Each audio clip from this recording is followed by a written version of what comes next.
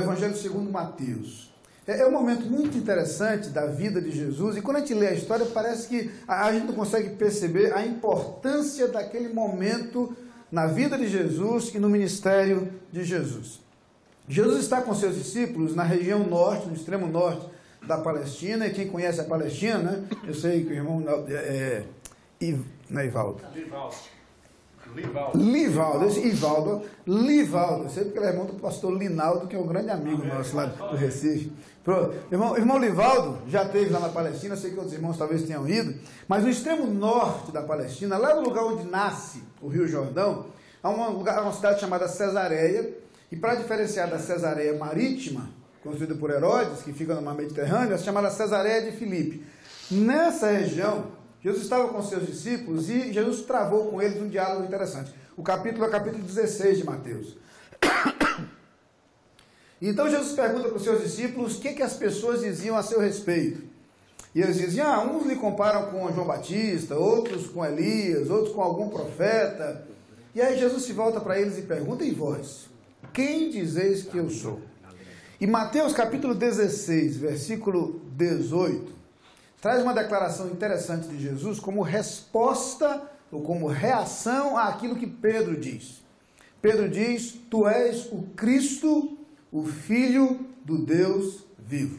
Jesus então repete, ou responde para Pedro dizendo o seguinte, pois também eu te digo que tu és Pedro, e sobre esta pedra edificarei a minha igreja, e as portas do inferno não prevalecerão contra ela. Jesus primeiro confirma o que Pedro tinha dito, disse o que ele declarara, não foi revelado por carne nem sangue, e então diz, tu és Pedro, e sobre esta pedra edificarei a minha igreja. Vamos repetir juntos essa última frase, e as portas do inferno não prevalecerão contra ela. Mais uma vez, e as portas do inferno não prevalecerão contra ela. Amém. Nós podemos sentar. Eu quero começar lembrando um detalhe interessante. Quando a gente lê os ensinos de Jesus, é extraordinário o modo inteligente como Jesus lida, inclusive com alguns recursos de linguagem. Jesus usa muitas comparações, e as comparações feitas por Jesus são precisas, são perfeitas. Outras vezes Jesus conta histórias. Algumas vezes Jesus coloca as pessoas dentro da história de tal maneira que elas têm que se posicionar, como quando ele conta a parábola do bom samaritano e coloca aquele homem que indagara sobre o seu próximo dentro da história para que ele entenda o contexto. E nesse momento Jesus faz uma brincadeira interessante com Pedro. A palavra Pedro, o nome de Pedro, Petros, significa pedrinha, seixo, cascalho. Mas há uma palavra muito parecida que é a palavra Petra, e Petra significa rocha. Jesus então faz um trocadilho com o nome de Pedro e diz, Pedro, você é uma pedrinha, mas sobre esta rocha eu edificarei a minha igreja. Jesus se refere à rocha que Pedro acabara de declarar. A confissão de Pedro é um marco na história do ministério de Jesus, porque é o momento em que os discípulos percebem quem Jesus é. E ele então entende que aquele é o momento para começar a sua igreja. Hoje não funciona mais, mas no meu tempo a gente diria que naquele momento caiu a ficha. Os discípulos perceberam quem Jesus era. Ele diz, pronto, é exatamente isso. Eu agora tenho a base para edificar a minha igreja. Já houve quem pensasse ao longo da história que Jesus estava dizendo que ia edificar a sua igreja sobre Pedro. Devem ter ouvido essa história por aí. Faz sentido nenhum. E o bom é que Pedro não entendeu errado, não. Pedro entendeu certinho. Tanto é que quando ele escreve a sua carta, Pedro diz que a pedra que os edificadores rejeitaram se tornou a pedra de esquina é Jesus. Então Pedro entendeu direito, certo? Pessoas que entendem errado às vezes. Pedro entende que Jesus edificaria a sua igreja sobre esta rocha, que é a declaração feita por Pedro de quem é Jesus. A igreja de Jesus é estabelecida então a partir dali. A trajetória da igreja é marcada por muitas coisas, mas sobre todas as coisas, a verdade dita por Jesus se manifesta e se confirma ano após ano. As portas do inferno não prevalecerão contra ela. Perseguida, sim. E ao longo da história, a igreja de Cristo tem sido muito perseguida. Hoje, em nossos dias, há cristãos sendo perseguidos em muitos lugares do mundo. Hoje, Há cristãos sendo mortos, presos, muitas vezes torturados por causa de sua fé em muitos lugares do mundo. Ao longo da história da igreja, nunca, nada foi capaz de deter o avanço da igreja. Problemas houve sim, dificuldades houve sim, mas jamais alguma coisa conseguiu deter o avanço da igreja. É interessante perceber o modo como Deus usa até os momentos difíceis. Gosto de começar a ler a história da igreja em Atos, porque Jesus disse que as pessoas ficassem em Jerusalém até que fossem revestidos do poder, não é isso? Acontece o revestimento do poder?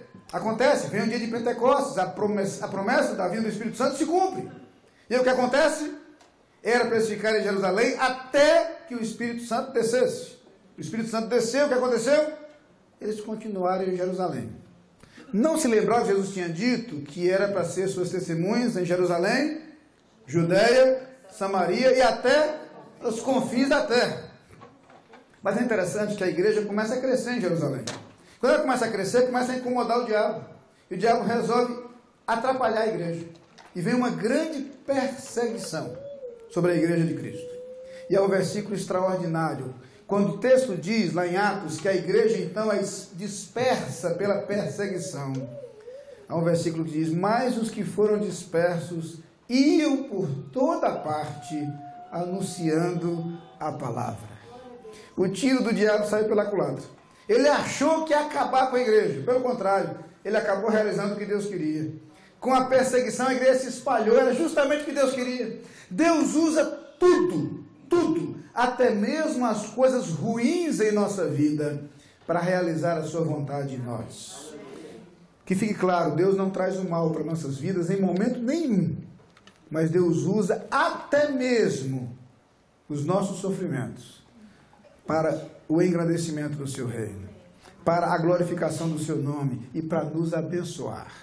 A igreja então começa, e eu queria pensar apenas o seguinte, esta igreja não é diferente de nós. Nós somos a igreja de Cristo. E essa igreja é chamada no Novo Testamento de rebanho de Deus, de corpo de Cristo, de família de Deus, de noiva de Cristo, de luminária, castiçal.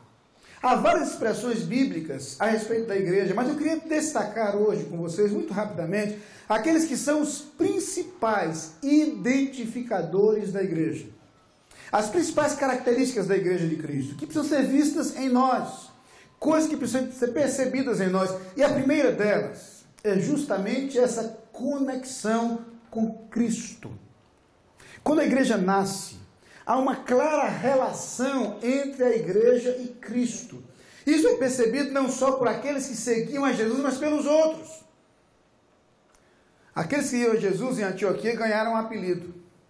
Eles foram chamados de cristãos. As pessoas começaram a chamá-los assim porque a mensagem deles era Cristo. O centro da vida deles era Cristo. A inspiração deles era Cristo. A motivação deles era Cristo. O alvo deles era Cristo. O seu projeto de vida era ser parecido com Cristo. Precisamos lembrar que como igreja nós temos Cristo como nosso referencial. Nós temos Cristo como nosso modelo porque nós fomos salvos por Cristo Jesus. A igreja começa dizendo isso. Pedro diz lá diante do Sinédrio, de acordo com Atos 4:12, e em nenhum outro há salvação. Porque também debaixo do céu nenhum outro nome há dado entre os homens, pelo qual importa que sejamos salvos. Paulo escreve a Timóteo e diz que há um só Deus e um só mediador entre Deus e os homens, Jesus Cristo, que se fez homem. Toda a mensagem da igreja é cristocêntrica, é em torno de Cristo, é sobre Cristo. E a igreja tem Cristo como seu alvo. É fácil perceber, por exemplo, nos escritos de Paulo, como ele fala sobre Cristo. Se você procurar quantas vezes o apóstolo Paulo usa a expressão com Cristo, quantas vezes ele usa a expressão em Cristo, para deixar claro que a nossa vida tem que estar conectada com Cristo, nós temos que nos identificar com Ele. Cristo tem que ser a nossa referência, Cristo tem que ser o nosso modelo, Cristo tem que ser aquele que nós imitamos. Vejam as palavras de Paulo em Filipenses 2, versículo 5. Ele diz assim: tende em vós o mesmo sentimento que houve também em Cristo Jesus. Sabe o que eu devo sentir? O que deve me mover? O que deve me motivar? O que Cristo sentiu? O que movia Cristo? O que motivava Cristo? A minha vida precisa refletir a presença de Cristo. Precisa manifestar a presença de Cristo. Na verdade, nós entendemos, à luz das Escrituras, que a proposta do Evangelho é justamente uma vida na qual Jesus possa aparecer e transparecer em nossas ações, em nosso comportamento, em nosso modo de viver, no modo como as pessoas percebem em nós as características que marcam a nossa vida. Há um texto que eu gosto muito das Escrituras, quando Paulo escreve aos crentes de Corinto, e ele vai buscar uma história lá do Antigo Testamento para falar sobre isso. Aliás, é fantástico perceber nas Escrituras essa unidade que a Bíblia traz consigo, como todas as coisas estão conectadas. Na segunda carta de Paulo aos Coríntios, no capítulo 3, tem um versículo interessante, porque Paulo vai buscar uma história lá do Antigo Testamento que vocês devem se lembrar. Quando Moisés subia o Monte Sinai, e ele descia do monte, o que acontecia com o rosto de Moisés? Brilhava, o rosto de Moisés brilhava. Então nós lemos a história, e na história nós entendemos que Moisés começava a usar um véu sobre o seu rosto. E nós lemos a história, nós entendemos que Moisés não queria que as pessoas vissem o brilho no seu rosto. Paulo explica melhor isso. E não somos como Moisés, que trazia um véu sobre o rosto, para que os filhos de Israel não olhassem firmemente para o fim daquilo que era transitório. Paulo explica que, na verdade, a finalidade do véu não era que as pessoas não vissem o brilho, mas que as pessoas não percebessem que aquele brilho ia se apagando. Que a presença de Deus ali na vida de Moisés era uma coisa temporária, aquilo se esvaía. A mensagem não seria boa, o efeito não seria bom. Mas aí no versículo 18, Paulo vai dizer que nós somos diferentes de Moisés. Reiterando o que ele diz no começo do versículo 13, não somos como Moisés. E não somos por quê? Ele diz, mas todos nós, com o rosto descoberto, refletindo como um espelho a glória do Senhor, somos transformados de glória em glória na mesma imagem, como pelo Espírito do Senhor. Sabe qual é a diferença que há entre Moisés e nós? É que o brilho no rosto de Moisés se esvaía. O brilho em nosso rosto deve ser cada vez maior. O que Paulo está dizendo é que nossa relação com Cristo faz com que sejamos transformados de glória em glória, num brilho cada vez mais intenso, num reflexo cada vez mais preciso, numa identificação cada vez mais íntima. Precisamos ser cada dia melhores. E é por isso que entendemos que no Antigo Testamento já é declarado que a vereda dos justos é como o entardecer. Não, é como a luz da aurora, que vai brilhando mais e mais até ser dia perfeito. Nós não somos perfeitos, ainda não, mas nós caminhamos rumo a essa perfeição. E a igreja de Cristo, ela tem que ser cada dia mais parecida com Cristo. Ela tem que se identificar cada dia mais com Cristo. Ela tem que refletir a imagem de Cristo. O Cristo que o mundo vai conhecer é o Cristo que o mundo vai encontrar em nós. Na minha infância, não é do tempo de vocês, mas na minha infância a gente cantava lá na minha igreja, que a beleza de Cristo se veja em mim, toda a sua admirável pureza e amor. Uma igreja tem como principal característica sua identificação com Cristo. Mas há uma outra coisa sobre igreja que a gente não pode deixar de mencionar. Igreja é corpo, igreja é família, igreja é integração. E é gostoso porque vocês sabem o que é isso. Talvez na vida do imigrante isso apareça com mais clareza ainda. Como nós precisamos uns dos outros, como é bom ter uma família aqui. Muitos de nós sem contato com a nossa família de sangue. Distantes de nossa família de sangue, nós temos uma família que igreja é isso, igreja é corpo, igreja é comunidade. Eu sei, sim, somos diferentes. E num corpo é assim. A imagem usada por Paulo é perfeita, somos diferentes membros. E como somos diferentes, nosso jeito é diferente. Cada um de um estado diferente, tem pernambucano, tem baiano, tem mineiro. Então, somos diferentes sim. No nosso jeito de ser, às vezes no ritmo de fazer as coisas, né? Lá em Pernambuco a gente diz que tem gente que você vai para o canavial e já está voltando com a rapadura, né? O camarada está acelerado. Já tem gente que só tem 3 velocidades, devagar, devagarinho e parado. Se forçar a barra, bate o motor. Não adianta forçar não, só vai daquele jeito não. O ritmo é aquele. E quando um desse casa com o outro, ih, rapaz, a história é engraçada. É muito interessante, é muito interessante. Mas nós somos assim na igreja. Nós somos assim na igreja, uns agoniados, outros relaxados. Nós somos assim. Mas Deus nos fez assim não por acidente, faz parte do projeto. Tinha que ser assim para que a gente pudesse conviver. Lembro de uma vez que houve um acampamento na igreja lá e o pessoal escolheu um tema muito legal. Eram 2 sinais de menos que se juntavam para formar um mais. Tema do acampamento: transformando diferenças em somas. As nossas diferenças precisam ser somadas. É quando nós somamos as nossas diferenças que nós os completamos. Descobrimos que o que falta em um, o outro completa. No casamento é fácil perceber isso. Embora, muitas vezes, as nossas diferenças acabem se tornando mais frequentemente ponto de atrito, de desentendimento. Nós não aceitamos o jeito de ser do outro, porque nós queremos que o outro seja igual a nós. Ai de nós se fosse. Não funcionaria. Não somos iguais, e nós não somos iguais porque Deus nos planejou assim. Mas, irmãos, entendam que essa comunidade é dádiva de Deus. Eu gosto de dizer que Deus nos deu a salvação, perdoou os nossos pecados, lavou os nossos pecados, libertou-nos da escravidão do pecado, tirou de sobre nós somos a condenação, nos deu de presente a vida eterna. Mas até lá ainda nos deu um bônus: participar da sua igreja. Ser parte desse corpo e dessa família. Para mim, o texto bíblico que melhor reflete o valor disso é quando a palavra de Deus fala que devemos nos alegrar com os que se alegram e chorar com os que choram. Já pensou nisso? A alegria só presta compartilhada. Eu espero que você nunca tenha passado pela experiência, e nunca passe, de cantar parabéns para você mesmo sozinho. Não tem graça nenhuma. Não tem graça nenhuma. A alegria tem que ser compartilhada.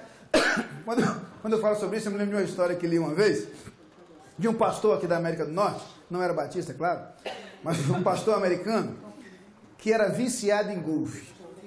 E um dia, esse camarada amanheceu com muita vontade de jogar golfe. Muita vontade. Só tem um problema: golfe não é pecado. O problema é que era domingo. E ele não resistiu à tentação. Ligou para a igreja, avisou que ia faltar, não disse porquê, inventou uma história lá. E aí os irmãos da igreja iam tomar conta, e como essa é uma fábula. Nesse exato instante, um anjo vê aquilo tudo e conversa com Deus: Senhor, como é que ele faz um negócio desse? Vai faltar a igreja. É o pastor. E aí ele inventa uma história para não ir. Que coisa feia, o senhor vai castigar esse camarada, não vai, Deus? Deus fica calado. Ele chega no campo de golfe, prepara a primeira tacada e acontece algo extraordinário.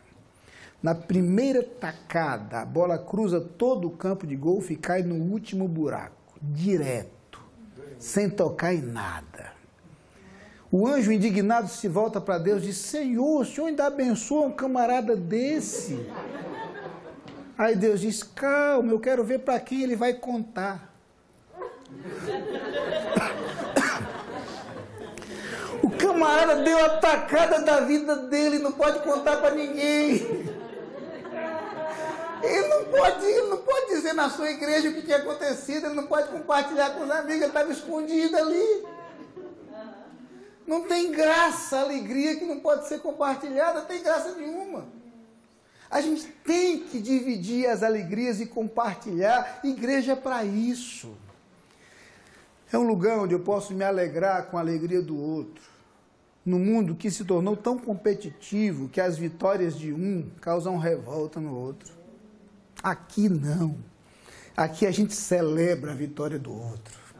Aqui a gente louva a Deus pela bênção na vida do outro. Aqui a gente se alegra com a conquista do outro. Igreja é isso. É alegrar-se com os que se alegram. Mas, irmãos, se é importante poder compartilhar alegria, muito mais precioso é ter com quem dividir as tristezas. Igreja é para chorar com os que choram. Porque, na verdade, nos momentos difíceis da vida, faz uma tremenda diferença ter com quem contar. Faz uma tremenda diferença saber que alguém está orando por nós. Saber que há alguém que pode colocar-se ao nosso lado, algumas vezes apenas para chorar conosco. Só isso. Mesmo que não possa fazer absolutamente nada por nós. Mesmo que não possa resolver o nosso problema. Mesmo que não tenha solução. Mas é alguém para se postar ao nosso lado e chorar conosco. Igreja é isso. Quando Deus planejou a sua comunidade, quando Cristo decidiu estabelecer a sua igreja, teria que ser uma comunidade marcada por isso, marcada pela relação com Cristo, pela identificação com Cristo, mas marcada também pela comunhão, pela fraternidade, pelo amor. Igreja tem que ser família, igreja tem que ser corpo, igreja tem que ser um lugar onde o amor de Deus se manifesta. Jesus chega a dizer, na oração sacerdotal, lá em João 17, que basta que a igreja viva esta unidade, que o mundo vai conhecê-lo. E ele diz em sua oração, para que todos sejam um, como tu, ó Pai, o és em mim e eu em ti, que também eles sejam um em nós, para que o mundo creia que tu me enviaste. Já pensou nisso? Que o mundo vai crer em Jesus muito mais facilmente quando a igreja for essa comunidade, quando a igreja puder viver essa unidade. Igreja, portanto, tem que ser identificada com Cristo. Igreja tem que ser um lugar de fraternidade. Mas há uma outra coisa sobre a igreja que a gente não pode esquecer. Um outro traço da igreja de Cristo. A igreja tem que ser missionária. A igreja tem que entender que ela existe com uma missão, com uma tarefa. E é curioso perceber, quando a gente fala de igreja, há uma relação indissolúvel entre identidade e missão. A nossa identidade está diretamente atrelada à nossa missão. Pedro escreve, em sua primeira epístola, no capítulo 2, que nós, ele diz, vós sois a geração eleita, a nação santa, o sacerdócio real, o povo adquirido. Mas não para aí. A gente gosta da primeira parte, né? É bom saber que nós somos nação santa. É bom saber que nós somos sacerdócio real. É bom saber que nós somos geração eleita. É bom saber que nós somos povo adquirido. Mas o texto prossegue. E o texto prossegue dizendo, povo adquirido para anunciar as virtudes daquele que vos chamou das trevas para a sua maravilhosa luz. Prossegue dizendo, vós que outrora nem erais povo, e agora sois povo de Deus. Vós que não tinhais alcançado misericórdia, e agora a tendes alcançado. Nós somos povo de Deus, mas nós somos povo de Deus alcançado com um propósito, com uma finalidade, com uma tarefa, com uma missão. Às vezes dizia na igreja que se Deus nos chamasse apenas para a gente ir para o céu, a transferência seria instantânea. A gente se convertia e ia para o céu. Simples assim. Tem a eternidade para viver lá. Mas quando Jesus ora nessa mesma oração sacerdotal de João 17, ele diz que nos quer aqui. Ele diz, não peço que os tires do mundo, mas que os livres do mal. Por que Deus nos quer aqui? Porque tem uma tarefa para nós. Porque tem uma missão para nós. Tem uma responsabilidade para nós. Tudo bem, você não quer a tarefa, Deus lhe leva, não tem problema. Mas eu tenho a impressão de que você não está com pressa. nós temos uma razão para estar aqui. E a razão pela qual estamos aqui, Deus nos mantém aqui, não é para ganhar dinheiro, não é para cuidar da família apenas, não é para juntar coisas, não é para construir currículo. A razão pela qual Deus nos quer aqui é para anunciar as virtudes daquele que nos chamou. Paulo entende isso. Ele entende, inclusive, que o que confere valor e significado à sua vida é isso. Ele diz lá em Atos 20 para os pastores lá de Éfeso o seguinte: em nada tenho a minha vida como preciosa para mim mesmo, contanto que cumpra a minha carreira e o ministério que recebi do Senhor para dar testemunho do Evangelho da graça de Deus. O que confere valor à minha vida é falar de Jesus. Porque de todas as coisas que eu puder fazer, esta é a única cujos frutos se projetarão para a eternidade. É a única coisa da minha vida cujos resultados valerão para toda a eternidade. Alguém que conheceu a Jesus através da minha vida ganhou vida eterna. E nenhum fruto é tão valioso como esse. Nenhum fruto é tão precioso como esse. Eu preciso entender essa tarefa e essa missão. Igreja só é igreja quando ela é identificada com Cristo e procura se parecer com Ele. Igreja só é igreja quando é um corpo, quando é uma família, um lugar no qual nós nos alegramos com os que se alegram e nós choramos com os que choram. Mas igreja só é igreja quando ela entende que para além de suas paredes há pessoas perdidas. E essas pessoas perdidas têm que ser nossa prioridade. Essas pessoas perdidas têm que ser a nossa visão. Essas pessoas perdidas têm que ser o nosso alvo. Uma das coisas mais bonitas que nós identificamos na imigração é o modo como o imigrante que chegou primeiro se coloca à disposição para servir aquele que está chegando. É muito bonito ver isso. Ensinar o caminho das pedras, ensinar aquilo que você já aprendeu, dar algumas dicas tão preciosas para quem está chegando sem saber de nada. Faça isso, mas nunca se esqueça que o maior benefício que você pode trazer a quem está chegando é o caminho da vida eterna. O maior presente que você pode dar para quem está chegando é a salvação. O tesouro mais precioso que você pode compartilhar com alguém, e aí, seja imigrante, seja nativo, é a esperança que há em Cristo Jesus. Curve sua cabeça por alguns instantes. Eu queria que você fizesse uma oração agora. Primeiro, eu queria que você agradecesse a Deus o que Cristo fez por você. Agradecesse a salvação que Cristo veio trazer. E peça a Deus que lhe ajude a viver uma vida cada dia mais parecida com Cristo. Peça isso ao Senhor agora. Que as pessoas vejam o brilho de Cristo na sua vida. Que as características de Cristo apareçam no modo como você vive, nos seus pensamentos, nas suas ações, nas suas reações. Que o caráter de Cristo possa ser refletido no modo como você vive. Que o amor de Cristo apareça em seus relacionamentos. Que a serenidade de Cristo possa ser vista pelos outros em você. Peça a Deus isso agora. Mas faça uma outra oração. Peça a Deus para ser igreja, para ser corpo. E agora peça a Deus a alegria de poder servir. A alegria de poder vibrar com as vitórias dos outros. Amém. Peça a Deus que lhe dê força, sabedoria e coragem para ser um ombro amigo para aquele que está chorando. Amém.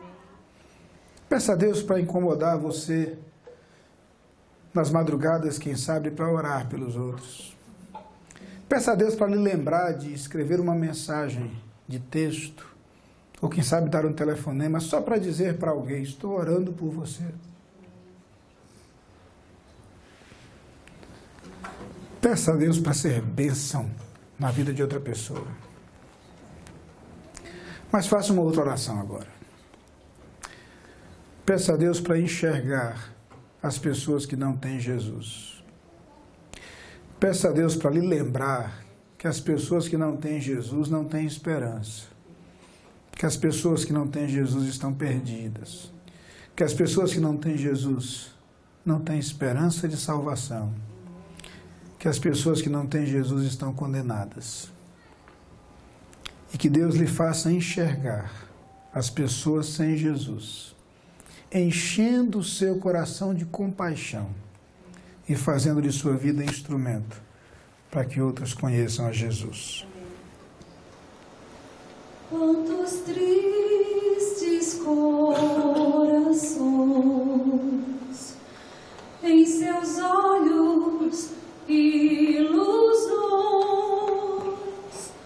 vão levando sua dor, vivem em temor, seus problemas, seu sofrer, querem esconder.